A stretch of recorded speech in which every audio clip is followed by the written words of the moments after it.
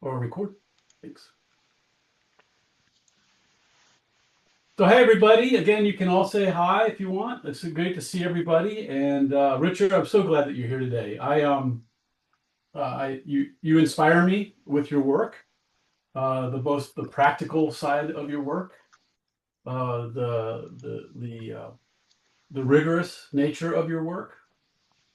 You say in your book, you say in this book here that will be part of his talk today. You at the end of your book, you basically say, Richard, which I think is it would be your four key words that describe who you are, which is be inspired, be curious, be careful (parentheses rigorous), and be compassionate. And I would just add generous to that. I would say you've always been um, there supporting students, learning, practitioners, scholars, and I'm super grateful for that. I think that we have some sponsors here with the Change 2025. We have Bowling Green State University's Organization Development and Change program, our doctorate in organization development and change, and we have a master's in organization development and change designed for busy working professionals who want rigorous and robust learning around transforming organizations, revitalizing communities, and developing human potential. And that's a blessing of mine to be here and be working at Bowling Green State University. We also have David Bright. Wave, David. Say hi, David. I'm glad you're here. And David is with the Organization Development and Change Division at the Academy of Management, and we're working on a research study that's really beginning at the foundations with our questions that we're asking Richard at the end today. And we have Nexus for Change, which came about in 2008, bringing people from all different walks of life, leaders, educators, researchers, consultants, and people doing work into this nexus so that we can learn about change. And so, uh, as Richard will tell you, that the reference list at the back is quite extensive because he has done a pretty amazing job of bringing together a lot of literature and research around change. And I'm really grateful for the work that you continue to do. And I'm going to turn it over to you, Richard. Again, thank you. The only other thing I wanted to say was your MOOC. I just am so amazed at 1.5 million people participating, viewing, attending. Yeah, that was the last time I checked. Yeah, it's crazy. It's amazing. Focused on your area of work. So I think Yeah, we're very fortunate to have you here. So Richard, thank thank you. you. Why don't we turn it over to you, and I'm going to stop sharing my screen, and we'd love to take a ride with you today. Thanks. Hi, all. I've got a number of good friends on here, David Bright and Mike Manning and a number of others. And I apologize if I didn't mention your name right off the bat. But um, yeah, so what I'm going to try to do is an 8 hour session that I usually do on the science of change in 45 minutes to allow the 30 minutes for the question Q&A part of this. At any rate, I started studying change in spring of 1967, and it was as a part of a course I was taking with Dave Kolb at MIT, and he was a fresh new assistant professor there. He was still finishing; he hadn't finished his Ph.D. at Harvard in psychology, and I was fresh out of working at Northrop Norair for 5.5 months as doing what I was trained to do, which is to develop control systems for interplanetary vehicles, and realized that it was not how I wanted to spend my life. So it was in that first course with Dave Kolb that I wanted to study why managers didn't help their subordinates. Because I just came out of 5.5 months with 2 research departments at Northrop, in which every one of us were either really smart or scary smart, but we were all socially weird, awkward at minimum, but weird, including the managers. And it was Dave Kolb who said, I've got some real data if you're interested. Now, this was a big conversion experience for me because I went into the course thinking that this field of organizational psychology was, on the whole, some mild form of bullshit. And by the end, he offers me a job. We end up publishing the paper on the research. He converts me into somebody who found psychology, and before I know it, I've got a number of mentors. Ed Schein became one of my mentors, as well as Dave Kolb, and then Dave McClelland, and a whole bunch of people who helped to nurture this curiosity I had. And that's how I've spent my whole career. I mean, some people know me for my work on motivation, or my work with alcoholics and drug addicts, or my work on competencies or competency development, or in the later versions of it, emotional intelligence or coaching or organizational neuroscience. But my quest throughout my career has been, how do humans achieve sustained desired change, from individual change right up to country change? So what I'm going to do today is try to really run fast through a bunch of the key ideas, and let's see if that's enough to tantalize you to buy and read my latest book, The Science of Change, but then also get inspired so that you'll buy it for your closest 1,000 friends. But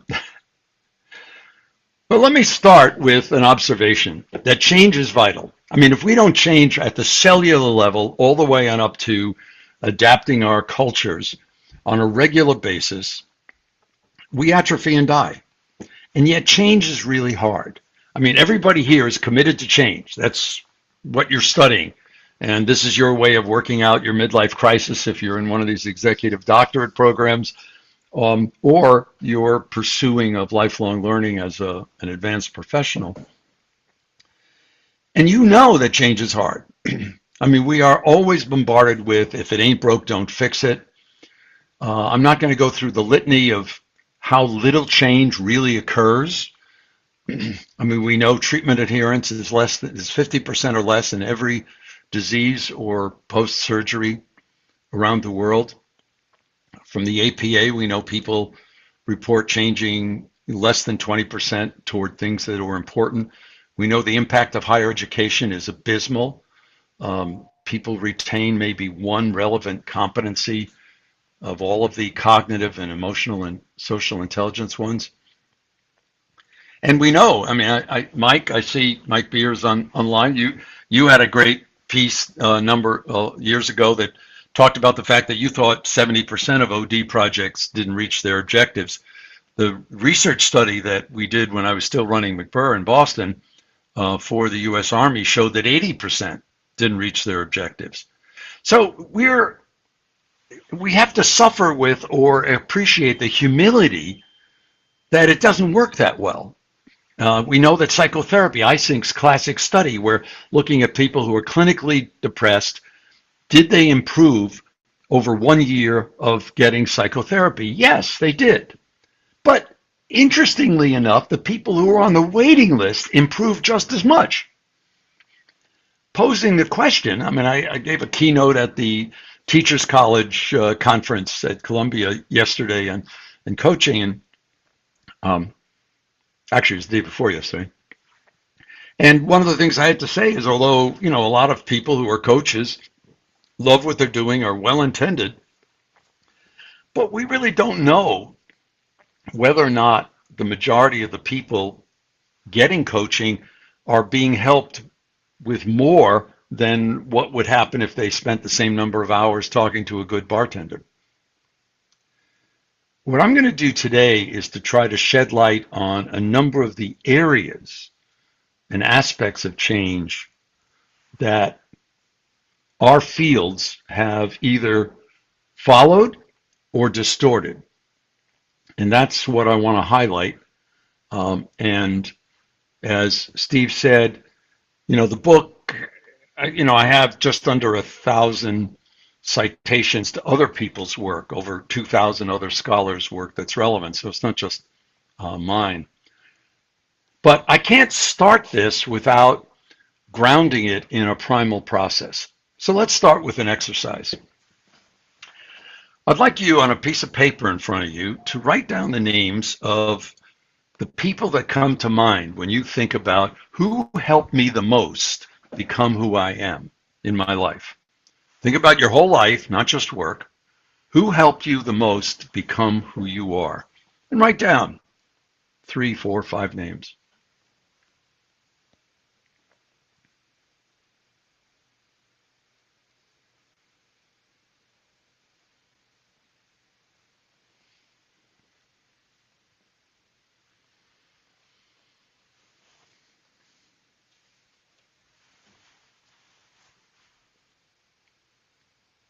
You can continue adding names, but what I'd like you to do, just to help us keep moving along, is I'd like you to go back to the first person who you wrote down, you thought of, and remember a moment with them in which you learned something important. And just next to their name, write a word or a phrase, something that would help you see the YouTube of that moment in your mind. I'm going to go silent for a while and let you make some of those notes on the first or the second person on your list.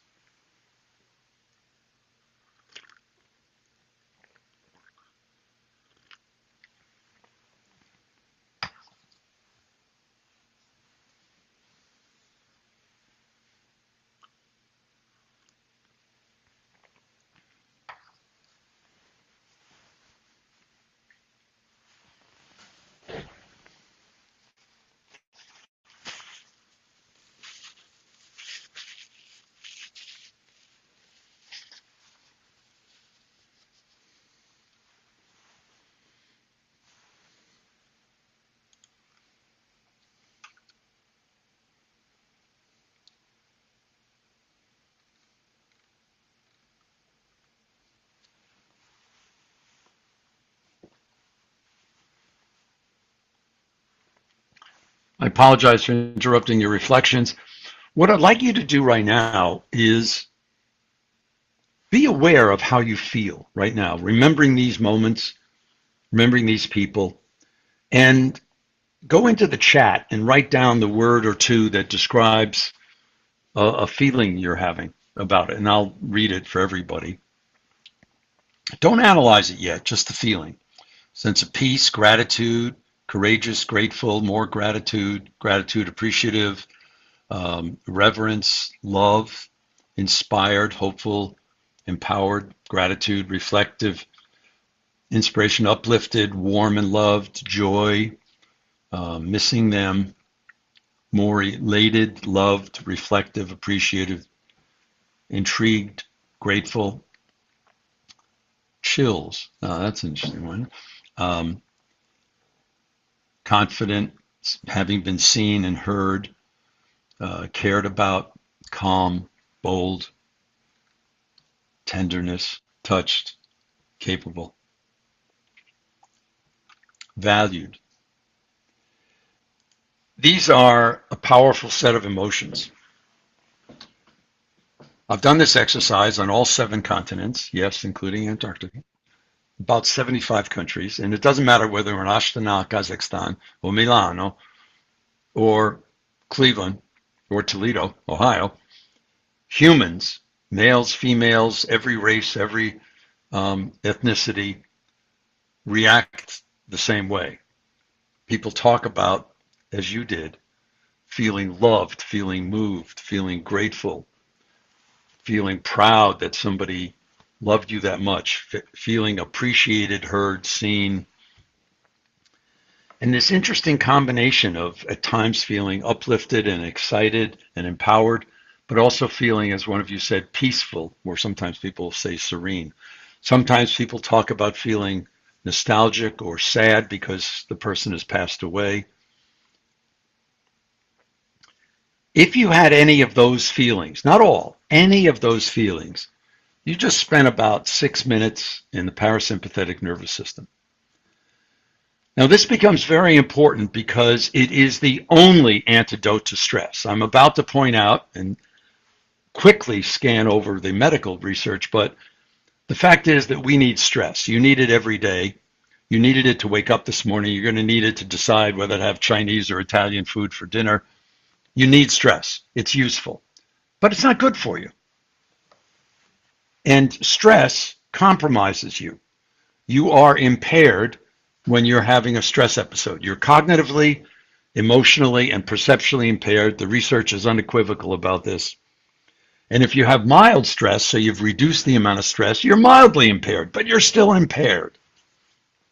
The only antidote is activating what's technically called the parasympathetic nervous system, or the renewal. I'll use renewal, it's easier to say that way. And that's what you just experienced. We often confuse it. We know what it feels like to be stressed, but we don't know what it feels like to be in renewal. We confuse it with relaxation, rest, boredom. It's not those things. It's different. So the exercise helps to focus a little bit on the somatic awareness of what's it feel like when you're in renewal. And I'll talk about why this is so crucial, because every one of your clients, if not your colleagues, are getting infected by your feelings. We now know that our brains communicate and stimulate other people's brains in 8 to 40 thousandths of a second with what we're really feeling, not necessarily what we're showing on our face. So if you're feeling any degree of being compromised, impaired because of stress, your clients, your colleagues, your families are all getting infected with that. So as change agents, or people wanting to help, it is vital that we tend to ourselves and that we make sure that we're still feeling positive, hopeful, excited about what we're doing. Otherwise, what we're doing is radiating and infecting people around us with however fatigued, cynical, disappointed, or compromised, impaired we are. Now, just as a sidelight, if you haven't thanked one of these people or talked to them in a while, give them a call, maybe this weekend. Don't just email, call. And if sadly they've passed away, make a cup of coffee or tea tomorrow morning or Saturday morning and sit with some photographs. Remember times with them in which you laughed and cried. It's a good thing. Look, the most important question I'm going to ask you in this session, we're actually not going to analyze, but I want you to think about later. Whose list will you be on? Whose list will you be on? That's our legacy in life, folks. Well, actually, there's only two ways to have a legacy in life. One is to donate a lot of money to a university. I am actually paid to say that. But the real legacy in life are the people with whom we've built relationships, the people that we've touched. And I don't mean in the HR sense. I mean in the emotional bonding sense. So what does this mean? Now I'm going to flip to some slides, and let's see if I can then start to analyze what we're doing.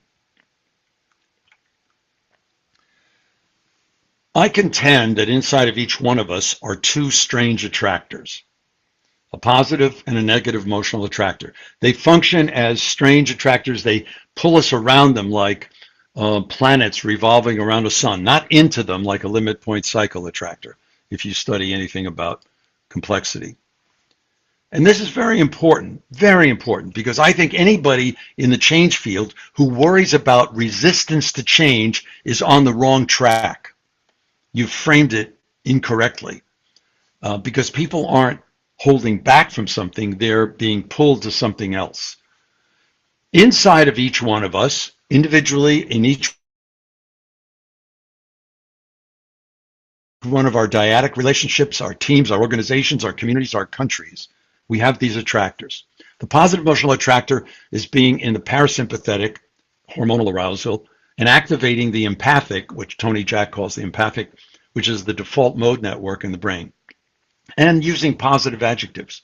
The negative emotional attractor is being in the human stress response, the sympathetic nervous system, activating the analytic network, which is technically the task positive network, and using negative adjectives. It's the difference between possibilities versus problems, dreams versus expectations, optimism versus pessimism. I love this. Optimists call themselves optimists. What do pessimists call themselves? That's right, realists. It's the difference between hope versus fear, strengths versus weaknesses, excited about trying something versus a performance improvement plan. It's the difference between having resonant relationships where you feel in tune with the people around you versus dissonant or annoying ones.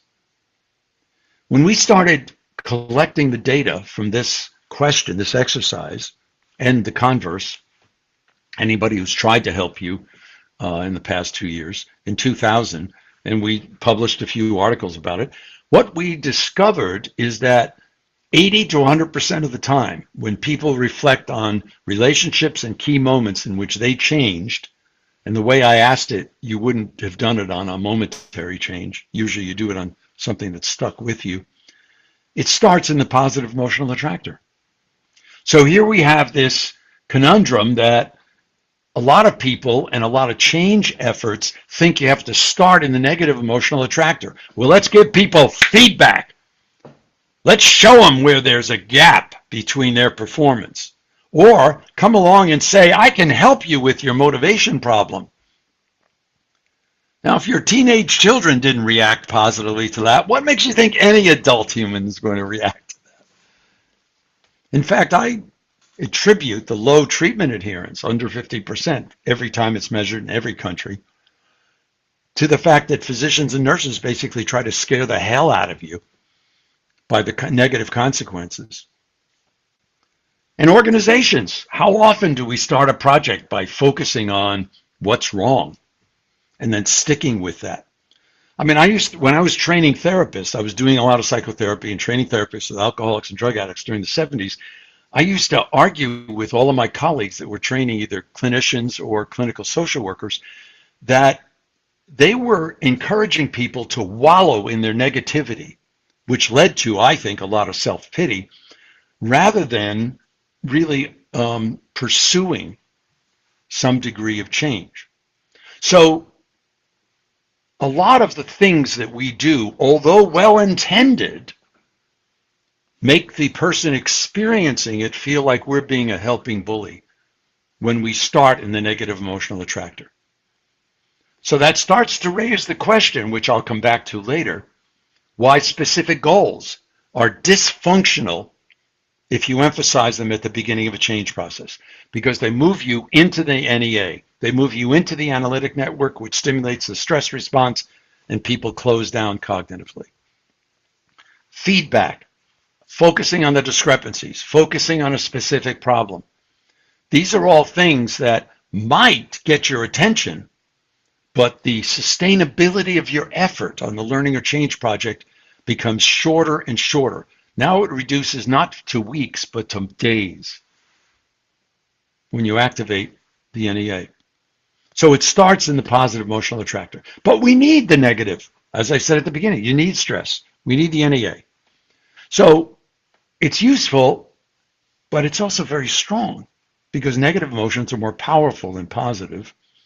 So if we're to achieve some balance and to have some movement back and forth between the neural and hormonal states, the psychological and physiological states that allow us to be open to another person and to change or learning, we have to balance the amount of the strong negative emotions that we're getting exposed to every day with positive ones. So we just published a paper a few years ago, finally, showing a series of studies which said that basically, if you really wanted to have somebody doing well throughout the day, and they had 90 minutes to be in the PEA, which is ridiculous because you're never limited to that, it'd be better to have 6 15-minute episodes spread throughout the day than to spend an hour and a half at lunch. Why? Because we're bombarded all the time with things that have to do with stress. I mean, the very nature of using emotional self-control is activating the stress network. So anything at work, and we're every time we're bombarded with financials or specific analytics, it stimulates the NEA and again causes us to compromise. So what we have to do each day is we have to oversample PEA moments each day as well as each week. Now, again, we need that for ourselves as change agents as well as for our clients. I'm not going to go through the medical part of this. I mean, if you want to read about it, we've written about it in my last 4 books. But the important issue that most people don't get is when we go into a mild stress response, even like your cell phone drops a call, you not only have elevated blood pressure, pulse rate, but you shut down your immune system. So now your vulnerability to all the bugs inside of you and outside of you is increased. And neurogenesis stops. That's the conversion of stem cells in the adult human brain to new neurons. Now, all this is going on all the time, and you just feel lousy. And the problem is you start to see things as threatening, whether they are or not. So somebody comes to you and says, Rihanna, where's that report that we talked about for Friday? Your reaction is, either you say what's it to you or you feel it, which outside of New York City is a defensive response. So one of the dilemmas we have is with this going on all the time, how come you're not dead? Well, there are 2 possibilities. One is you are, and this is heaven. Isn't this what you thought heaven would be? Okay, so excuse my blasphemy. The real reason is our bodies are designed with a counterposing process. That's the parasympathetic, seeing a baby laugh, a golden retriever puppy roll in the grass. It activates a different set of endocrines and neurotransmitters. And all of a sudden, blood flows further through our body. Our blood pressure drops. And it's in this zone, in this state, that our immune system works at its best. Doesn't make up for a compromised or an immunosuppressive disease, but it will operate as best it can. It is in this state that you are cognitively the most capable. You can do the most complex thinking. You can handle, you're the most creative. You're scanning the environment the most. It is in this state that you can multitask the best. And you feel better. Not necessarily happy. That's a little bit of a mixed emotion, but you feel more elated. For example, a group of scientists showed in a study in London a few years ago that if you're not a pilot, you don't know your peripheral vision, but how much are you aware of what's going on around you? You can measure your peripheral vision by putting your hand out from your shoulder about one length, stare at a point in the screen or on the wall right in front of you and keep moving your hands back at the point that you lose sight of them. I just did there. So it's just under 180 degrees. That's our peripheral vision. They showed that a squirt of epinephrine in a person's nose simulating a stress episode moves it to 30 degrees. And that's what stress does. It helps us focus. But in the focusing, we're not paying attention to all the other stuff going on in ourselves, our bodies, our colleagues, climate. And by the way, if they gave people a squirt of oxytocin, it went back to 180. So the challenge that we have ourselves as well as with our clients, our students, our patients, is how do we continue to invoke this PEA throughout the day and throughout the week? Now, I only put things on this list that have had 5 published studies in medical journals or psychology journals. We know that meditation helps, yoga helps, Tai Chi helps, prayer helps if it's to a loving God. Turns out if you pray to a vengeful God, it stimulates a stress response. Exercise helps if it's modest, feeling hopeful about the future helps, which is why it's better to read the news than to watch it on TV.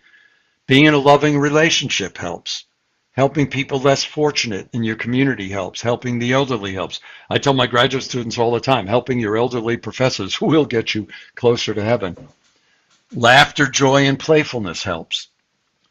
Playing music, not just listening to it, but actually playing music or dancing helps. And taking a walk in nature. These are things that work, again, male, female, every culture, every race. The one exception is women do not have as much access to using laughter, joy, and playfulness in some cultures. that have extreme gender-based um, differences allowed in behavior. But the concept here is, and this is part of the dramatic results that Tony Jack showed, that these two neural networks, the task positive that he calls the analytic and the default mode that he calls the empathic, are very powerful. Anytime you do anything with financials, analytics, specific goals, specific problems, anything where you're measuring things or being abstract, you're activating the analytic network. The dilemma is that suppresses the empathic network. So as soon as you open a meeting with financials, you've now closed people's minds to being creative or thinking about things in an innovative way. Every time you focus on specific goals, on a specific problem, be clear. You're helping focus, but you're closing the brain to new ideas or other people. Likewise, the default mode network helps you be open to new ideas, scan the environment, be sensitive to moral fairness. And I mean, it's not like the empathic network is the hero here and we should do more of it, because if you spend too much time in it, you don't get things done. You're easily distracted. You see conspiracies everywhere, and you'd probably be levitating. So the challenge is that this PEA, NEA, and the component parts of it, the parasympathetic, sympathetic, the empathic, analytic, the positive, negative, each require us toggling back and forth. And that's important. Now, I'm not advocating a balance here because I'm a Libra, which I am, or 7 of my 9 planets are in Libra. I'm advocating it because that's how our brains and our bodies work. So what Melvin Smith and I in 2003 started calling coaching with compassion, which is coaching to the other person's vision, values, desires, is different than coaching for compliance, which is very often what we get called to do in organizations and sometimes even in our families, where we're trying to get somebody to do what we want them to do. Now, the certification processes for coaches makes a mistake. They talk about anchoring everything in specific objectives. That's actually wrong. It's not just misguided, it's wrong. But we thought that because of the SMART goal tsunami that hit us in the 70s. But really, if we want to help people individually or in teams or whole organizations or communities engage in sustained desired change, we need to either access the vision, the dream, the deeper sense of purpose, or leverage our quality of our relationships. How do we know it works? We put it to a couple fMRI studies. The first one, we were able to show that 30 minutes of talking about how would your life be if it was perfect 10 years from now activated parts of the default mode network, the empathic network. If we asked people, these were 18 and 19-year-olds, half males, half females, what kind of challenges or problems are you running into? They right away activated some parts of the task positive network. The positive emotional attractor condition and activated the lateral visual cortex back here where we imagine things. Well, we won an award for that paper, that study. While it was waiting in the queue to get published, we did another one. We upped it to 50 subjects, not 20. We made it 21, 20, and 22-year-olds, and again, half males, half females. And again, we replicated the results in terms of the PEA versus NEA, 30-minute coaching. 3 to 5 days later, they're in fMRI, and we're scanning them. But we also found that 2 to 3 times the number of half-hour PEA sessions activated this yellow part of the brain called the ventral medial prefrontal cortex. Now, Amy Eisenberger showed over a number of decades that this was key to the crosswalk of activating the parasympathetic nervous system. But since then, in the last 15 years, the recent neuroscience keeps pointing to this being the one part of the brain that's so pivotal for interpersonal interactions. It also, by the way, is one of the parts of the brain that showed a dramatic drop in density of gray matter and white matter if you had long COVID or if you were hospitalized during COVID. So one of the reasons that the mental health crisis is so extreme is literally the disease reduced our ability to be interpersonal, and then we all went remote and isolated, which exacerbated everybody's neuroses. And in the process, we separated ourselves from other people.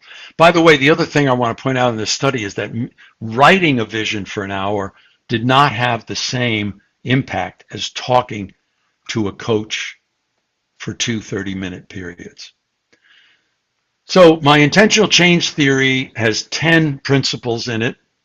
5 of them, or 6 of them actually, are the process of change that, using complexity theory, I've been writing about all these decades. And it contends that is the ideal self or personal vision is the driver of change, not the discrepancy with the real self, not specific goals. And at the collective level, it's our shared vision, genuinely shared. If you have that, there's a likelihood you'll go to the second phase or stage. If you don't have that, the change process dies. I mean, it's a 5% chance you'll move ahead. Then the second discovery is how do other people experience you? The most important part of this is actually coming to grips with your strengths or the functional norms in our collectives. The third discovery is how do you get closer to your vision using your strengths? Maybe working on a weakness. The fourth is experimentation and practice with the new thoughts, feelings, behaviors in organizations and the new norms. The fifth are building of these resonant, being in tune with each other relationships. Now, how do we move around it? It's these tipping points.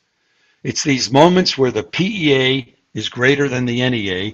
That opens us up to be able to move along. So the leverage points in a change process, the strongest leverage points for sustainable change is the vision, the big picture, the dream, the resonant relationships, and strengths. Now, I've got a list here of the distinctive features of ICT. There aren't that many theories of change that embrace fully discontinuity and the notion that most change is a power curve, not a normal distribution. I talk about how vision is so powerful, and we have all these studies to show it, including 39 published longitudinal studies of behavior change. But the concept of the PEA-NEA is a psychophysiological concept. That's where I diverge from Barb Fredrickson or John Gottman or even Ed Deci and Richard Ryan's work. But perhaps the biggest relevance to those people on this session is that my theory is the only fractal theory of change.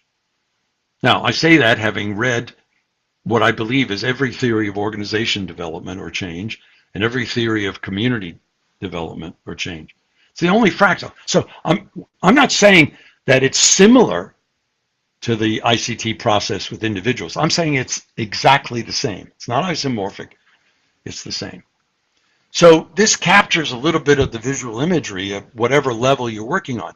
Well, if in complexity theory, when you have a multi-level process, you have to have something that moves, the systems theory people would say information. I would say because it's humans, emotions across levels. And that's where the resonant leadership relationships become key and social identity groups. Now, just to capture a little bit of the feeling of the vision, the French philosopher and poet Antoine de Saint-Exupéry said, if you want to build a ship, don't herd people together to collect wood and assign them tasks and work, but rather to teach them to long for the endless immensity of the sea. When we inspire change, when we help to sustain it, we do it through emotional swarming. So in organizational change, we all know consultants who make millions of dollars off of doing strategic planning. Strategic planning is useful to get a bank to lend you money and to know how many people to hire. But I would like to say emphatically that no one is motivated to change by a strategic plan. It's a rational, analytic activity that actually closes you down. We change when we get caught up in emotional swarms. Now, it's positive. Think about the image I borrowed there from a Bollywood movie. You know, when you watch a Bollywood movie, you're in the dance scene at the beginning or at the end or in the middle, You're sitting there watching, moving. But I stayed in the same culture. In the negative swarms, this is a protest turned into a riot in Delhi. So the swarming is happening positively or negatively. And that's what, when we try to initiate and inspire change, we're trying to do. The dilemma is the real self is on the whole delusional. I mean, Ed Hollander showed that from the 50s onward. That because of ought selves, the imposed ideal self that we get from others, because of ego defense mechanisms, because sometimes we believe our reviews, or like the Business Week survey of tens of thousands of mid-level managers a while ago that found out that 90% of the mid-level managers in the United States thought they were in the top 10% of the performance group. Or the children at Lake Wobegon, where all of them were above average. So the dilemma with anchoring things in the real self, or my best self, which is really looking for strengths, is that it helps in the change process, but it doesn't drive it. It doesn't re-energize people to sustain the effort. I'm not going to spend time on this. There is a role for planning, and the role has to do with, again, things like visualizing. And yes, there is a role for goal setting, but it's late in the process. It's like 80% down the road on a change process that's when goal setting helps, because it focuses you. So you're going to get stuff done. But if you're not really sure what it is you need to focus on, you're going to make mistakes. The same thing with the role of feedback. On the whole, feedback is useless. People don't pay attention to it. So the only reason people give feedback is because they want to vomit on somebody or they want revenge. Feedback is useful when it's genuinely asked for, which is seldom. The same thing with experimentation and practice. Here, the emphasis is on rhythm and dosage, and the fact that change is discontinuous. So as change agents, we have to be prepared with a higher degree of patience. Okay, so I got the results of all these longitudinal studies. I mean, training the results in improving the competencies that predict effectiveness in leadership and management, improve in leadership conferences that are done for companies or government about 11% within 3 months, and then it drops to literally zero.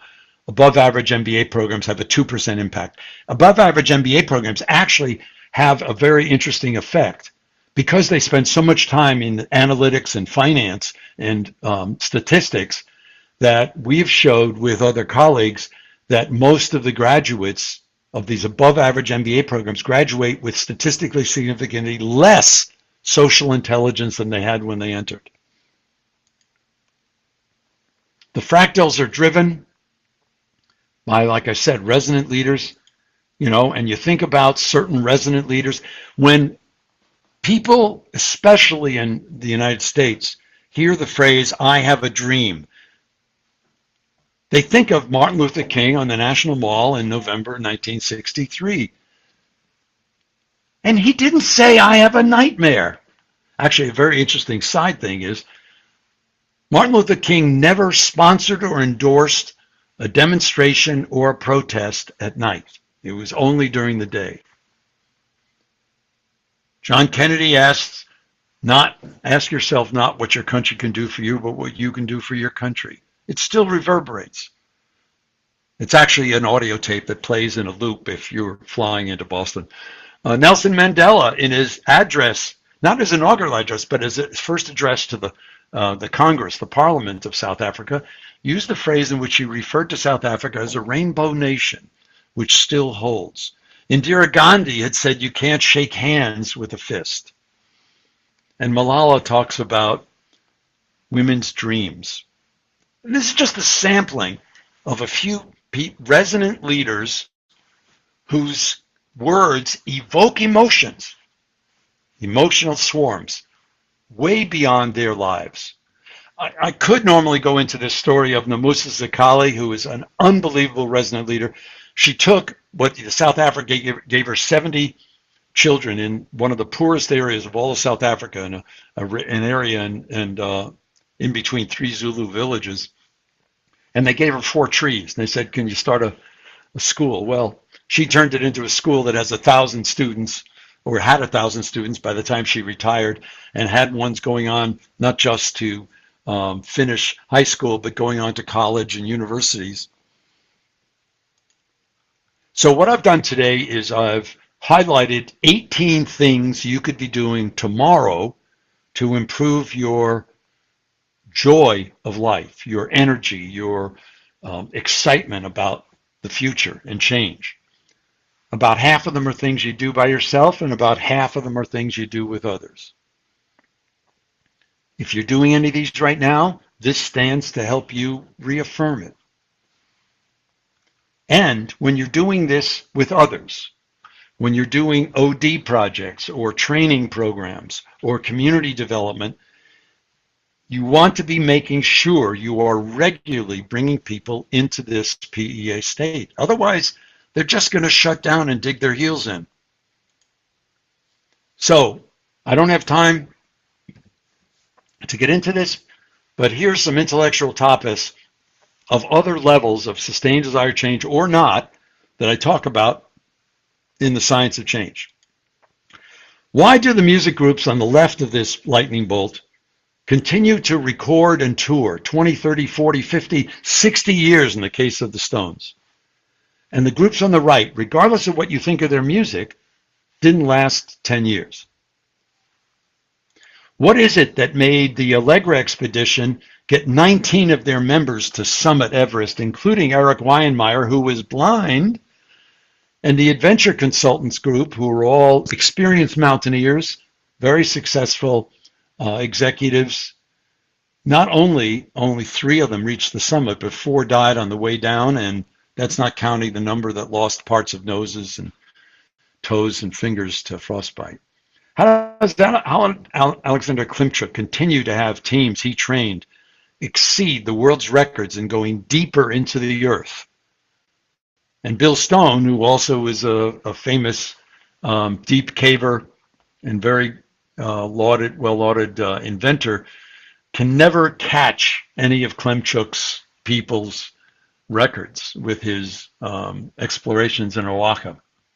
Why did the organizations on the left, both the private ones and the public sector, the National Park Service and the YMCA, continue to adapt and grow and serve their members and communities that are amazing? And the ones on the right, depending upon your age, you may not even remember who they are. By the way, the black and white is Hull House, which started the clinical social work field in Chicago, but their board couldn't get out away from stepping on their own feet. And unlike the YMCA, they continued to evolve. Hull House is gone. How did communities, and these are all photographs I took actually, in Amsterdam or in the Netherlands, for example, have bicycles everywhere. And when you go to the main train station, and that's what the bottom photograph is there on the left, those are these barges where people will ride their bikes, hook them up and lock them into these bike parking lots, and then take the train to wherever they're going and come back. Meanwhile, this is a shot when, during COVID, Mayor Wu in Boston, which if you've ever driven in Boston, you know the traffic has always been horrendous. She took one lane out of every street downtown and made it into a bicycle lane. And, and my wife and I are at our condo in Boston, and we're crossing one of these big streets. You're lucky if you see 3 people on a bicycle in an hour. What's the difference? What's the difference in how in Chile in 2010 they got the 33 miners all out alive when they had 3 days worth of water and resources, even fresh air? How did they build the community? And yet, on the right, Deepwater Horizon and Katrina, 2 of the worst man-made, both were man-made, disasters, ecological disasters. How did we not stop that? How did Iceland and the UK started an effort to become renewable about the same time, 12, 14 years ago? Iceland's 100% renewable. The UK is at best 40. What's the difference? In our 2019 book, Helping People Change, Ellen, Melvin, and I wrote it for practitioners at all types of helping professions, reviews a lot of the research we're talking about. But it's this book that's, I feel is my magnum opus into it. And like I said, a lot of other people's work. So let me end formally with an appeal. We have a very special gift from our God, life. It's not wasted. It's not dress rehearsal. And because we have the power in our lives to get closer to our dreams, if we ask the 7.5 billion people alive on Earth who don't have the access to abilities and power that we have, they would say, go for it. Don't waste it. So I would say, remember the moment with one of these folks who helped you become who you are. Remember that moment and rekindle that feeling. And when you do, what happens then when you go into and you start to interact with your families, your communities, or people at work, you'll start to find people willing to and able to come together and do things before they never thought were possible. So God bless. That's the end. I actually made it in 45 minutes. Steve, that's a new record for me. Um, but I, let I me, was I was really anyway, enjoying I was really enjoying your stories. okay. I had to cut a bunch of them out, but at any rate, but you got You the had some gist great you had of some them. great stories. Some great stories. I love the Thanks. activity. I was reflecting on the time when my grandfather was working on a boat motor, and he said to me, "Hand me something I need before I ask for it." You know, hand me what I Yeah. need before I ask for it. And I remember thinking, how do I do that? And I was a kid, and I started watching him and seeing what he was doing, trying to figure out what he was going to do next. And I would have things ready, and that's one thing that stuck with me, And I just reflect on Yeah. I miss him so much, because I would love to talk to him right now. Well, you Yeah, can talk to him. He won't necessarily talk back, but that's right. I do talk with him a lot. So I good. would love to bring our community back. There's a part of me that wants to do something just for 3 minutes to 5 minutes, if you'll indulge me, Richard. I'd like people to meet each other real quick and just have a reaction and maybe something that touched them that inspires them for this coming weekend. Um, so if Lisa, Sure. if you could put So people, I'll go silent for a bit and just listen. yeah, yeah, and if you all could go into just put everybody into a small group of three or four, and if you all could just share your reaction and what's something you're taking away from this that is inspiring you for this weekend, and maybe a question you might have that you'd like to ask Richard. And we'll take a little bit of time for a couple questions, and then we'll move into the final phase of things. So if you could, Lisa, could you go ahead and do that?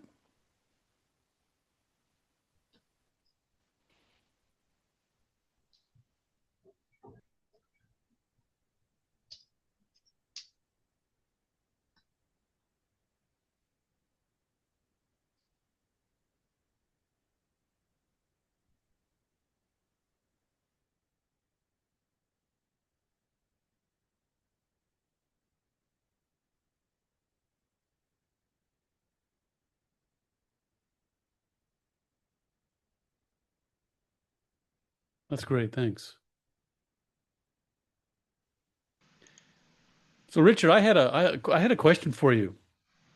And it's still recording, so this will be there for later. But I think you'd have some really interesting thoughts around this movement and the direction of agile project management from waterfall, which waterfall is develop the plan, follow it strictly as it is laid out, where agile has a little bit different. What advice do you have for people out there trying to do more kind of an agile approach to Right. bringing these concepts in? What do you recommend? Agile requires being open to new ideas. So to be adaptive or innovative, you have to be open. Right. And all of a sudden, you start to ask a different question. Not what's going to move us along the tasks, but what's going to help us stay open to possibilities. So what we start to realize is that, and in chapter 6, or chapter 5 rather, I have this whole thing on the history of SMART goals because I was there. I mean, I was a Right. part of that movement and moving from O'Diorn's Stuffed and Dave McClellan's on achievement motivation and all this. And I track where it got off base because it appealed to people's sense to get stuff done, which it helps. But in the process, we often treated symptoms rather than underlying issues. And that's where I think any of these various processes, I've been around long enough that Right. to me, they all seem like movements or possibly fads, but anything that starts with specific goals, I think is wrong. Yeah. It's dooming itself to, in a sense, premature closure. Right. And you can't do, especially in an organizational change, you've got things cropping up that you didn't even see at the beginning. Hmm. It'd be like your grandfather. You could anticipate a variable wrench or something Right. like that, but you couldn't anticipate all of a sudden one of the oil lines popping off of its Right. closure.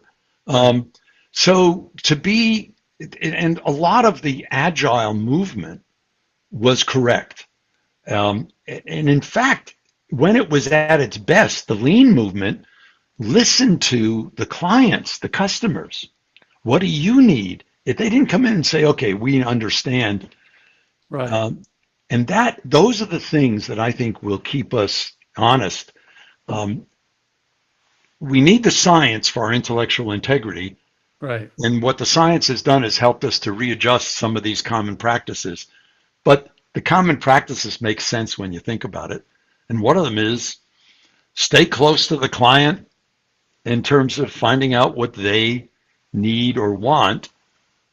And anyway, Yeah. Thanks. I think that it's important because we're getting a lot of movement in our college, and I'm seeing it around with a real interest in project management focus. But what I'm finding is that the central message of your work is the central mechanism that can actually make project management work well.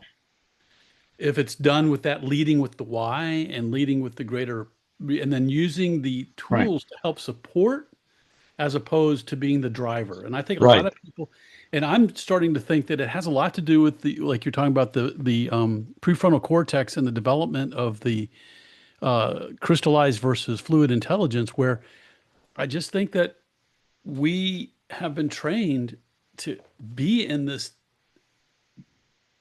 what I would call, like you say, this negative space, and we're comfortable in it. We don't know what it feels like to feel good. right. I want to address this head on around organizational culture, but I want to wait till everybody's back. Yeah, yeah, yeah, Um, yeah. I'm bringing everybody so back now. We're bringing everybody back now. okay, so why don't you re-ask that question and let me talk about this culture issue that we've been Yeah, predicting. yeah, yeah. I'll definitely do that. And the other thing I always wanted, I always, with an 11-year-old son, I always think, how can I be the best influence on him? I always think, how can I help him stay focused on his school, keep organized, but also keep him inspired, you know? So your talk today has me really thinking about that for him. Curiosity, and the one word that I think it's right now, it's the one promise in our fields, not medicine, but in our fields for artificial intelligence, is that if it sparks curiosity, it's good. Right, If people use it to do something else, it's probably not. right. But Yeah, that's the people that I've watched that I'm in awe of as a parent, because I wasn't like that, um, are able to keep their children curious about things. yeah. Um, I mean, I started to be able to do that with my son, but when he was 25, Yeah. I somehow missed it during the first 25 Yeah, I know, I years. know, I know. I think about that. Hi everybody, welcome back. We were just chatting a little bit about um a few things, and the last part was about, I was just thinking about my 11-year-old son and how I can use this to really think about how I inspire him, and Richard was suggesting, really focusing on and getting him curious and staying in a curious place with him. But we were talking earlier, I brought up like there's project management, there's agile, there is this focus on where that at the center, if these concepts were at the center of project management and agile, it would make such a difference. Yet, with where our brains are and where we are, we're so comfortable being in this place of negative affect. We don't know we're comfortable in that, right? And it's so somehow it's pulling us away from actually doing these things when it can be most helpful. And you were talking about culture. In chapter 8 of Helping People Change, we posed a challenge for organizations. We believe that with our neurological evidence, we now can make the claim that organizations need to develop a culture of development to complement the culture of performance. Look, you have to have a culture of performance, otherwise you won't survive. The problem is today, the culture of performance is seen as the ruling activity. And I would say the 80% of people who aren't engaged in their work, the 50% experiencing extreme stress at work, the 35% experiencing loneliness, are all problems with development, not performance. Yeah. And, most of the people on this call are a few might be old enough, but are too young to remember, the managerial grid and all that stuff in the 60s where everybody said, well, let's bring task and people together, so we do the 9-9 or the 5-5 or whatever the hell it was. The fact is that we now know neurologically and hormonally, you can't. You can't do the tasks and the development at the same time. And if you try to overlap them, the negative one, the task, will win out and chase out the development. So the challenge is, how do we endorse a degree of paradox, if you will, and of uncertainty, of creating two coexisting cultures that have different approaches and different methods? Because the ROI on development is not financial return. That's performance. The ROI on development is engagement, excitement, motivation. Yeah, that's a real challenge. Yeah, that speaks to me. I just finished an article on the liminal nature of change, in which I talk about the space in between, and I think you just sparked me to think about it in another way, which is that the task is where activities are happening, but the space in between is where development is happening. And so that's really important. And what do you do on the space in between these task steps and the focus on? Okay, but that's true. And Udayandar and I actually validated a measure of liminality. That's that cool. Came out in Jabs 2 years ago or something. But be careful. Framing it the way you did, Steve, could be exactly right. Right. But you also could be allowing yourself to get seduced into thinking that when you're in task mode, that's it. And I would contend that that's why I'm talking about two complementary cultures. You actually have to have part of your brain ready to go back and forth all the time. Right on. Gotcha. Thank you. That's a really good point. I welcome that. Thanks. So we got some time for maybe a question or two from everybody. So Lisa, you can bring everybody's face onto the screen. And if anybody wants to just raise their hand with the icon, and I'm going to grab one or two questions that represent your group. So hopefully some formed questions. So we'll start with Rihanna, and then if anybody else raises their hand, we'll do two questions, and then we'll move with our closing questions. So we have Rihanna and then Ryan, I see. Okay, so we'll go in that order. And if I can work a third one in, I'll do my best. So I would love to have somebody. Rihanna and Ryan are in the United States. So if anybody's outside the United States and wants to ask a question, please raise your hand. I'd love to bring somebody from outside the US into our conversation as well. So Rihanna, why don't you say hi to Richard and bring your question in. Hi, Richard, and thank you, Steve. I'm in upstate New York near Buffalo. And Richard, early in your presentation, I believe I heard you say that negative emotions are stronger than positive ones. And I wonder if you could just expand on that a little bit, just riff on it. Sure. Roy Baumeister published a classic article, I think it was 2001, in Psychology, a Psychological Bulletin, in which he amassed a huge amount of literature showing the negative emotions are stronger. I would also support it with the ecological environment, that they have to be, otherwise we don't survive. I mean, you have to worry about surviving and thriving before you worry about flourishing and thriving. Because if something, whether it's a virus or a person with a gun, is threatening you, you have to deal with that first. So I think that the human default around the continuation of our species is more negative. And I think that's why it has to be stronger. But if that's all we had, it's exhausting and it's depressing.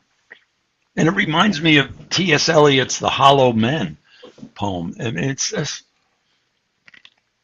Now, likewise, I don't think you can live a lot in the positive emotional attractor either, as I said before. You probably won't get anything done. You're so easily distracted. You don't finish things. So it's really, the magic of change is how to manage this switching and the toggling. Because every moment of change requires the exercise of emotional self-control, which activates the stress response, the NEA. So when we're involved in change, it is always using up energy.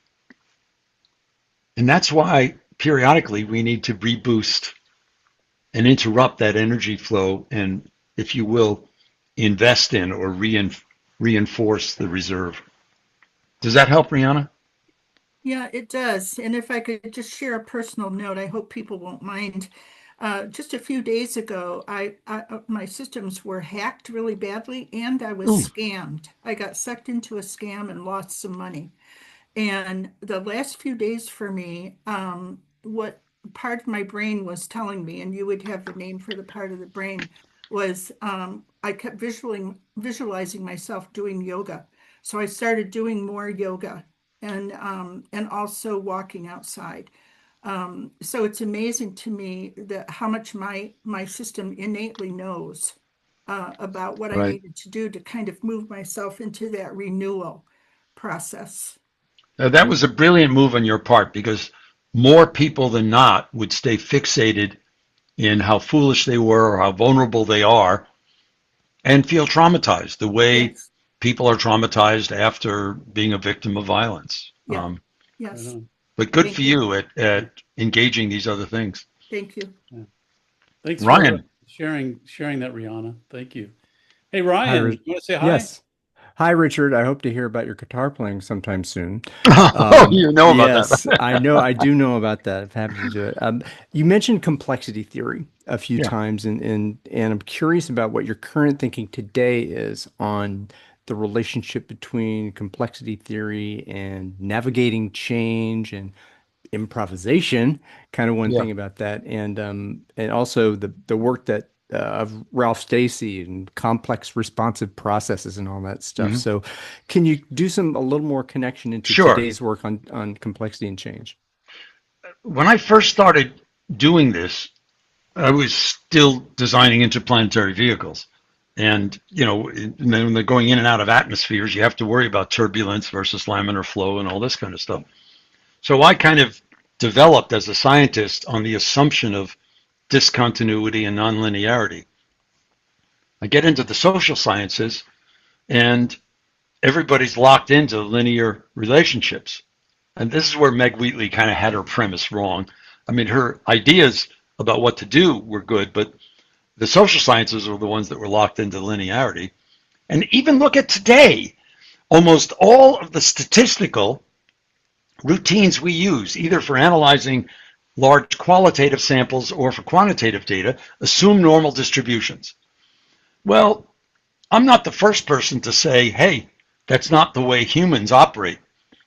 Um, Guinness and O'Boyle have had a series of articles.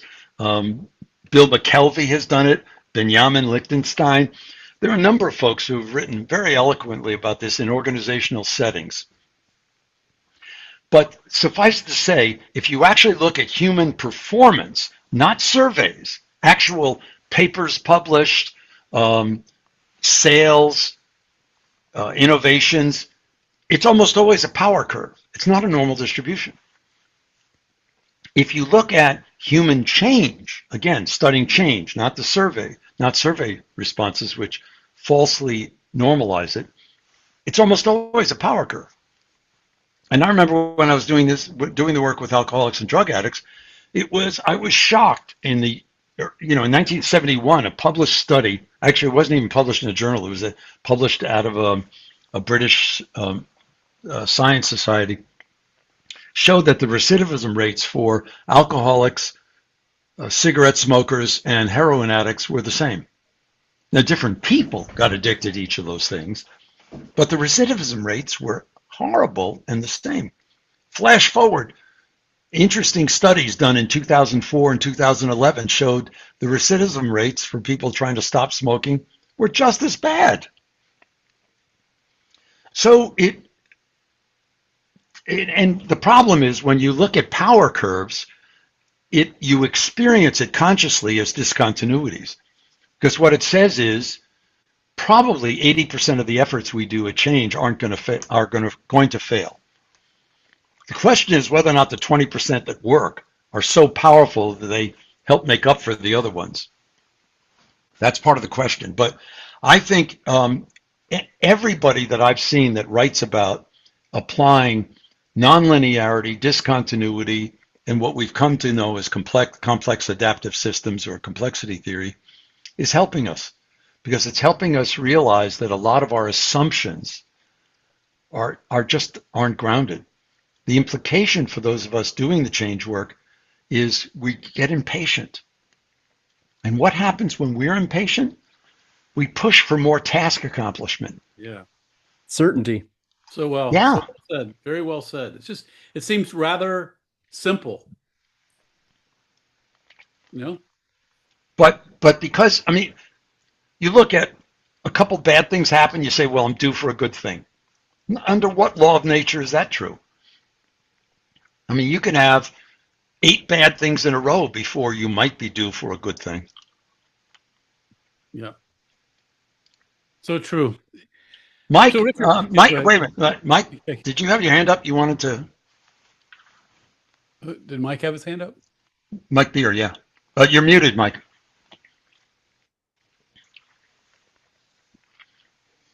Well, let me see if I can send him a message here.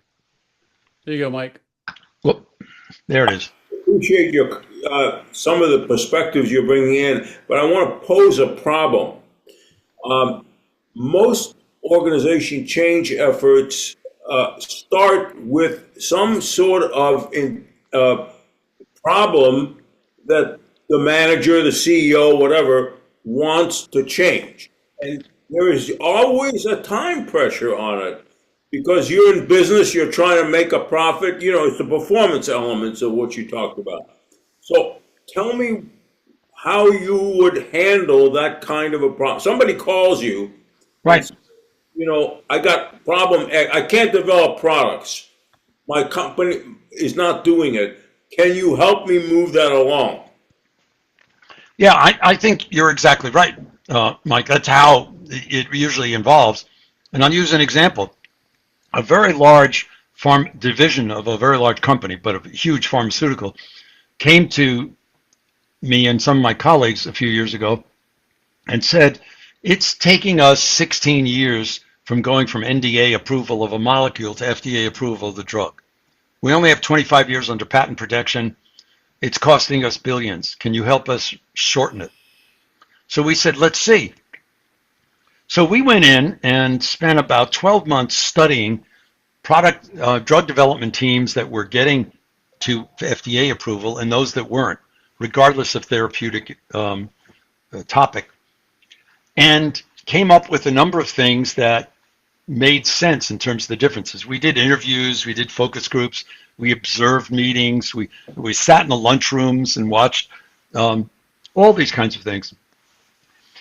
And then the issue came in, how do we help them? Because we identified 5 clusters of things that we thought could make a big difference. So part of it was we started to talk about what each of these 5 things that the teams were doing that were really working well.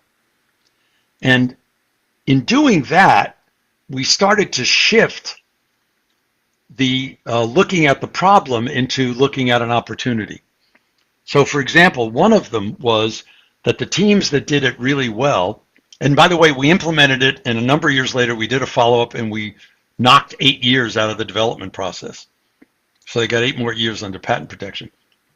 But one of the factors was most of the organization had a norm that the FDA was the enemy. And the drug development teams that worked really well, the heads of the teams saw the FDA as free consultants. And they kept getting their people to go to the FDA at various stages before they had to report anything and say, what do you think? Do you think we should go this way, that way? This company had a tradition that went back to 1880s when their founder was promoting a new pharmaceutical agent that would help people called aspirin, and the FDA blocked it. So they had a 100-year plus norm of seeing the FDA as the enemy. And yet the people who flipped that around and said, hey, their job is to help us. Why don't we use them? That is that's so important. That right there can be $1 million intervention. Well, $1 billion. You know what I mean? But I think it's so powerful. But Mike, I think you have to be focused on the performance or the change. Otherwise, you're not going to get anywhere. But the trap is speed and efficiency in a change process can become an inhibiting force because it continues to focus on premature focusing, and that's the problem with the specific goals. So I think the way to do it is to have certain people leading the effort, keeping that in mind, but make sure that you're going back and forth with the different states with the actual people involved in the change effort. Otherwise, it just won't sustain. Yep. I think Does that make sense, Mike? Yeah. Thank you. That makes sense. Okay. Yeah, I think at the root of that is the focus on success. And while it's a smaller group, like why do change efforts fail that's rather than focusing on that, I think what you're doing is you're focusing on why do they succeed. And we have known since the 60s that change in an organization is organic. You want it to succeed over time, start small in a unit that wants to change, in a product or a plant or a division.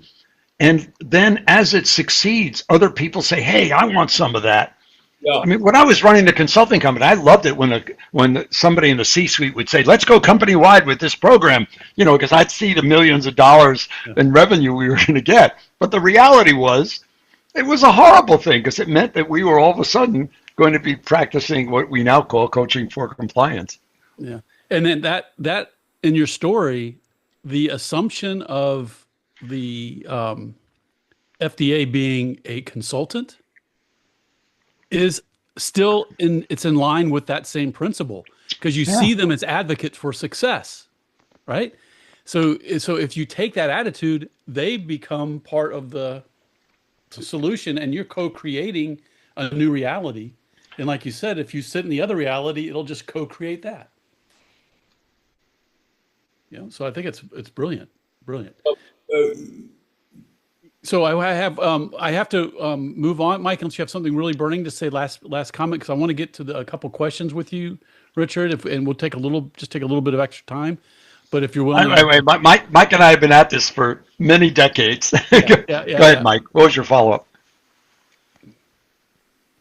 Well, I was going to just say that what you're saying about starting with a small change effort and getting people to, it's completely consistent with our findings in the critical path to corporate renewal that programmatic change does not work. Unit by unit change does if you start showing positive results from early. Right. So it's getting models and getting people to be attracted to them, and slowly rather than quickly is works better. Yeah. And by the way, we have both, and as well as others like Steve on this call and Mike Manning, have shown this in universities all the time. I mean, if you want to make some educational pedagogical innovations, you start in one program in one school. Right. Anyway, Steve, go ahead. And view the administration as consultants as opposed to adversaries. Yeah, well, that's a little harder as a professor for me to see people who have gone over to the dark side that way. Yeah, But I hear, but you know what I'm saying, though, right? yeah, no, I know exactly what you're It's a saying. very Yeah, powerful. right. It's a very powerful and important principle. And Yeah, I'd rather wake up every day thinking that way. That's what I right. can tell you, you know? So I want to ask you some questions, and we're going to get into the basics. We've got a lot of students here that are ODC, Organization Development and Change. You're part of the ODC division at the Academy of Management. David Bright is here with me, and we're going to ask you a few questions. And this is going to be helpful to them. And these are top of mind. So these are, you could probably spend an hour on each question, if not more. So I want to get like the most important top of mind thought on this. And the first one is, how do you describe ODC today, and how has it changed from where it's been, and how you describe it? Yeah, at the 50th reunion, which is really the 55th reunion of our Masters in OD program at Case, we just had it a few weeks ago. At one point, I was offering my observation that I think, on the whole, OD is a label of the past. I know of very few organizations that are actually hiring people to do OD. There are a lot of us who have it as an identity, but what it calls for today, if we want to be current with clients and prospective clients, is just being more open to the fact that for many people, it's change leadership, it's change management, it's change. So, and it doesn't hurt the fact that the OD movement shared, as we still do, a lot of the same values. But I think we just have to be ready with being more pluralistic about what the labels are. Gotcha. Yep.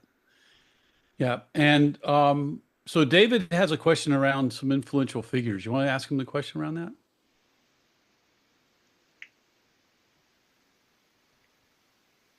Sorry, I wasn't expecting to go that quickly. So actually, I'd like to do a follow-on to that, Richard, if you wouldn't mind. Sure. And I agree that we're in a world where we have a pluralism of labels for anything we would call OD. But in your mind, what is the essence of OD? If no matter what the label is, what is the essence of OD? It's a commitment to helping people in our collectives change. So that at the heart of it is a deep commitment to helping people change, but with the focus on being in our collectives. So what that means is, as you know, people in OD, as we know in articles and jabs and all of our other places, they could be doing community development, they could be doing team development. I mean, the entity could vary, but it's human collectives. And so what is it that would set somebody who has that orientation apart from other perspectives? Like, what is it that makes someone who approaches the world from that viewpoint truly distinctive or unique in terms of the value that they bring? Well, and again, it's a probability statement. So this will not apply to everyone who uses OD as a part of their social identity. But for most, I think there is a caring, there's a degree of compassion. I think there's a degree of focus on the other. So I see less of the Tony Robbins phenomena. You know, I'm so hot, you know, pay me 20 million and you can spend a day with me. So that, or, you know, let's learn to walk on hot coals as a way to find enlightenment. Sorry, I shouldn't pick on Tony. I'm just jealous. 20 million for a day is that's a fee that even I can't reach. But anyway, but I think this caring and this desire to listen and pay attention. Um, and and on the whole, I think there's a willingness to learn and adapt. I mean, yes, there are certain people in the OD field who are still wanting to do T groups and nonverbal exercises that seem a little weird, but most of us haven't. We've evolved, but staying with that core set of values and to some extent style. I think it's like when I spend a lot of time right now in the coaching community as well, giving talks and meeting with folks. And it's similar when you're working with coaches. They're nice people. OD people tend to be really nice people. Um, although I think OD people have better sense of humor than psychotherapists. Yeah. So if you were to suggest some key resources, key thinkers um, for people who want to study OD or whatever we're calling it today, what would be the some of the seminal works that you would gravitate to? Hmm. It's hard because as soon as I talk about some of these foundational things, I'm going to, bother or offend some of the more specific ones. But it's hard for me to encourage somebody to spend time in this field without reading the full range of Ed Schein's work. From the process consultation and the adult socialization all the way through to the humble inquiry. It's hard for me to see somebody doing this kind of work and not being thoughtful about the structure and systems part of it, and whether it comes out of a socio-technical approach or it comes out of, the old March and Simon or systems. There has to be something there because this arena is an integration or application of psychology, sociology, anthropology, and to some extent economics. So paying attention to that, I think people have to have a deep appreciation of true cultural differences, and that's where studying the cultural anthropologists becomes key. I'm not saying people have to read all of the prominent thinkers in days of yore, because sometimes, like Talcott Parsons was really dense. He was a nice guy to spend time with, but his writing was unbelievable, it still is. But to understand part of that, you could go to somebody who's interpreted. It's like Confucius wasn't necessarily a good speaker, but Mencius translated his work. Just like in the Quran is sometimes elusive, but the Hadith makes it clearer to how to use it.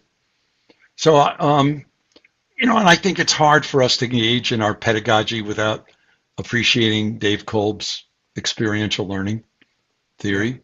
When I think about the full range of organization development perspectives, I feel like we've got all sorts of stuff. A few folks on this call, on this session, are part of those authors. But Warner Burke and Newmar did a nice integration of it in their, I think it was 2015 book. And I think that's important because every one of the different theorists or practitioners, from Richard Beckhard to all sorts of other folks, have each added pieces to it that become sources of insight. But through all of that, we have to still remember it's all rooted in interpersonal processes. If there's anything that people could get off track, is to think of it too analytically or too procedurally and not realize, when all is said and done, it comes down to how you and certain other individuals interact and what kind of relationships we build. Yeah. So I have a question for you. It's a contrasting question around competencies, and there could be a whole list, a long list, but what would be the top three for a practitioner doing this work?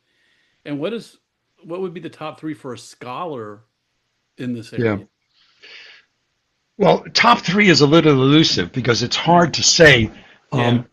I mean, you couldn't do any of these works without using a regular dose of empathy, of understanding and caring for others.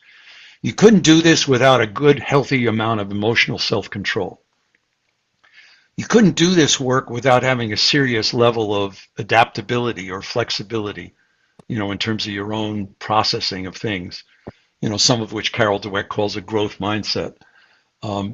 But likewise, I don't think you're going to get very far unless you've got some of the social intelligence competencies, like being able to foster teamwork, or influence, trying to help people understand and learn things that would help them. So I think there are a number of those things. I think when you actually do the research on people and health, and we just finished, we have published this year in 2025, the second of 2 competency studies for coaches measured against client change. Now, I have to say proudly, these are the first 2 ever. All of the competency models by the certification agencies and the training programs are all based on surveys, which as a scientist I see as borderline bullshit, because they're subject to fads and prejudice. I mean, well intended, but nonetheless. So I'm proud that we had the first 2 of these that were predicting, looking at the competencies of coaches that predicted their clients' behavior change over 2 years. It's not the end all be all, but what I'm hoping is it's a beginning. It's a beginning of getting more people to think this way and actually measure it. And what we showed, and these were physicians, mostly physicians who were trained in coaching 24 to 44-year-olds in medical school.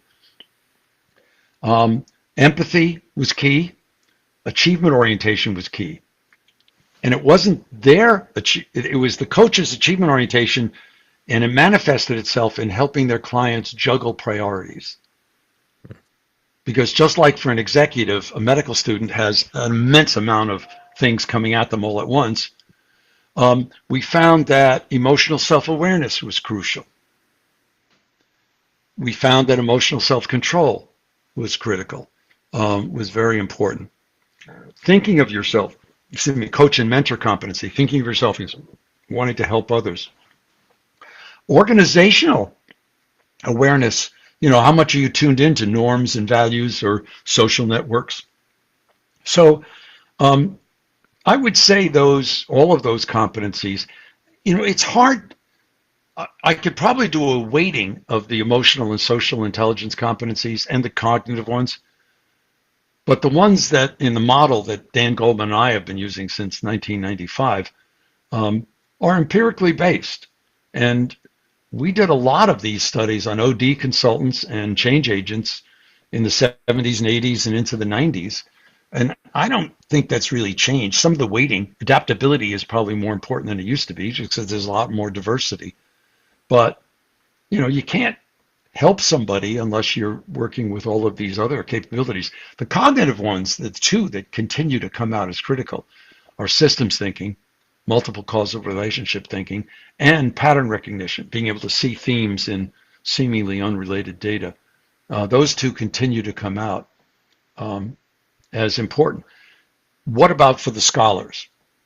Well, because we showed in a study at a Fortune 100 company, the R&D division, with 850 engineers and scientists doing their research and development, that the emotional and social intelligence competencies, as seen by their teammates, not self-assessment, predicted unique variance, 31% of their effectiveness as an engineer.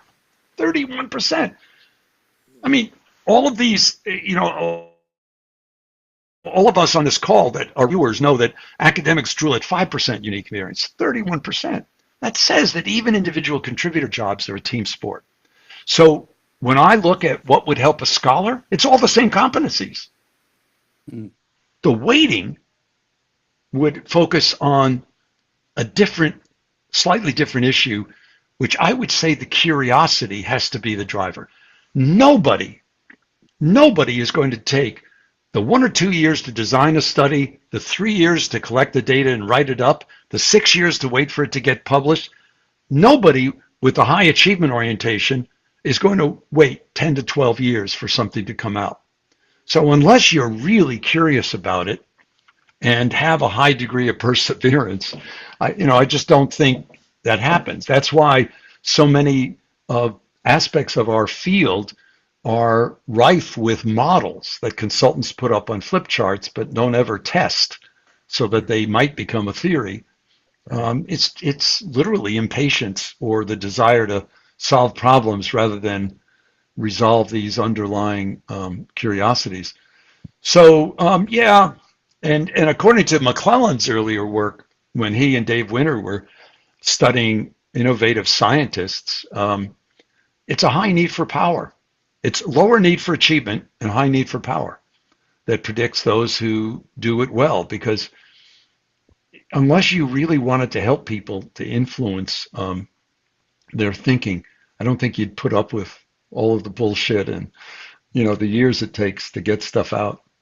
Now that said, once something is out, if it hits, I feel excited to say that my 1982 book on measurement of competencies in managers against performance still gets citations every year. So that the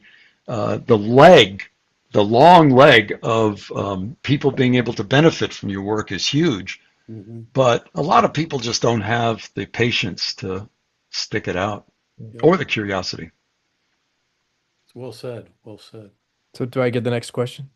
If you can, we got to start wrapping up. You asked a bunch of them together, Yeah. so you might want to just move to the one that hasn't been asked. Yeah. So I'm gonna do a two-parter here. So the first is you earlier alluded to or said that the label OD is outdated and that it now the same thing showing up under many other labels, and maybe even under some professions. What are the current labels? What is OD morphed into in the what is how is it discussed and practiced out in the world today from your perspective? And well, I think I'll hold. Well, no, I am going to ask. And if you were to describe the outcomes from anything that's related to OD, like what are the impact variables, the dependent variables that define when we're actually creating the impact we want to create? Okay, the labels. Look at the units in organizations that are doing this work. So they go under labels of leadership, leadership development, change management, change leadership, or talent management, to name the ones that I see the most frequently. Mm-hmm. Honestly, they're still doing all the stuff that those of us who called it OD 30, 40 years ago were doing. So that's why I think, I don't think we have to do away with the OD label. I just think we have to make sure that people understand we're being inclusive. We're not being exclusive as to what we mean with it. Mm-hmm. The second question was, what are the key dependent variables? First, at the organization level, does the organization have an inspiring sense of purpose? Very often we have the most impact by helping people either affirm or articulate a sense of purpose, a vision, rather than just change their behavior. And I think that same thing is true in organizations. And just because the top management team comes up with a vision statement doesn't mean it's inspirational for anybody. So the question is, does the organization have what I would call is a shared vision? And you have to say shared among whom and be more inclusive. Second possibility, are the norms different? Are the rules of behavior, or the shared values, have they shown some evolution or change? And then you get to the more concrete products developed, processes developed. Uh, One of my former doctoral students who came out of the high tech industry, she was looking at emotional and social intelligence and quality relationships affecting product innovation in high tech. So she looked at product and process innovation, but she also looked at a measure of product and process innovation vis-a-vis your competitors. So there are a set of variables around that, around innovation, that I think can be assessed. And then there are the ones that are the kind of cultural ones that I was talking about. Engagement, still a pretty good measure. Organizational citizenship is, kind of a parallel measure around that. Those are the ones that I would use as what I would see as mediators of the ultimate, which is sustainability of the organization. Well, thanks. I think that's really helpful. And I think we can wrap up now. And David, any closing comment you want to make? No? No, just appreciation. I recognize we could do a much deeper dive into all of this, but Yeah. I'm just super thankful for your time. Thanks. Thanks, Richard. Thanks for your energy. Thanks for your thoughts. And there's a few key nuggets that I'm really walking away with, and it's the core principles and just stay in how important they are to like essentially anything that we do that involves human systems. It's essential to creating that healthy, vibrant place for all people. And it's just amazing that we spend so much time on the other side. It's just amazing. Yeah. And so Yeah. yeah, but I thank you for that. I think you're a cheerleader for what is all is good and right about our world. So I'm really grateful for that. Any closing comments for you as we say goodbye? Um, as I said in the closing, the last page of my recent book, I think life is so much more fulfilling, and we are being human and social if we feel inspired ourselves, if we stay curious, not wanting to impose our narcissistic or rigid ideas on others, but stay curious, but do it with compassion. That our interactions and even society becomes, I think, a better place.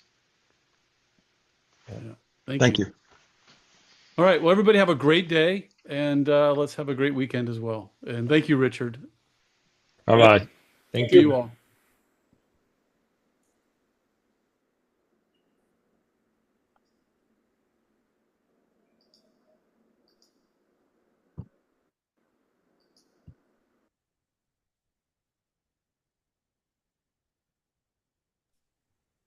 Safe travels, Lisa.